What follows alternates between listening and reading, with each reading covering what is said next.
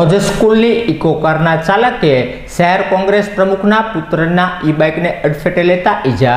શહેર કોંગ્રેસ પ્રમુખ લાલભા ગોહિલનો પુત્ર ઈ-બાઇક ઉપર સવારે સ્કૂલે જઈ રહ્યો હતો ત્યારે જ્વેલ સર્કલથી ઇસ્કોન ક્લબવાળા રોડ ઉપર ઓજ સ્કૂલની ઇકો કારના ચાલકે ઈ-બાઇકને અડફેટે લેતા વિદ્યાર્થીને ઈજા થઈ હતી, જેની જાણ તેમના પિતા અને મિત્રોને થતાં તાત્કાલિક સ્થળ ઉપર પહોંચ્યા હતા અને ઈજાગ્રસ્તને સારવાર અર્થે ખસેડ્યો હતો।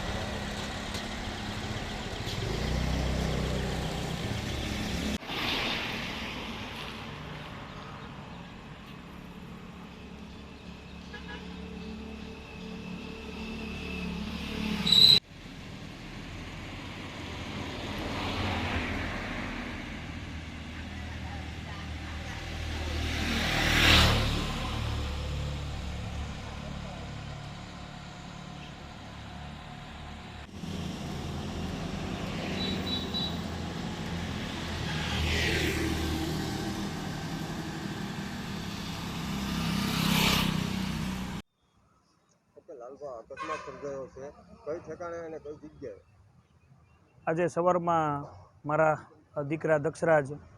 એની બેટરીવાળી સાદી જે બેટરીવાળી ગાડી આવે બાઇક એ લઈ અને એની સ્કૂલ તરફ જઈ રહ્યો હતો ત્યારે આ જ્વેલ સર્કલથી જે ઇસ્કોન ક્લબ વચ્ચેનો જે રોડ છે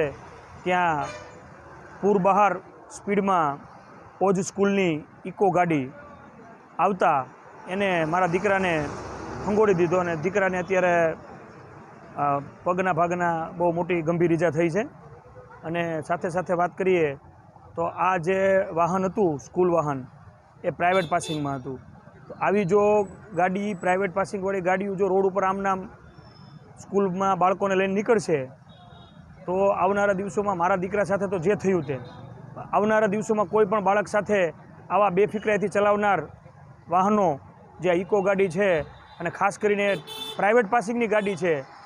એના માટે હું ખાસ તંત્રને કહું છું કે આ બધી તપાસ કરો, આ બધી સ્કૂલોની અંદર જે પ્રાઇવેટ વાહનો હાલી નીકળ્યા છે એના ઉપર લગામ લગાવે અને એને તાત્કાલિક ધોરણે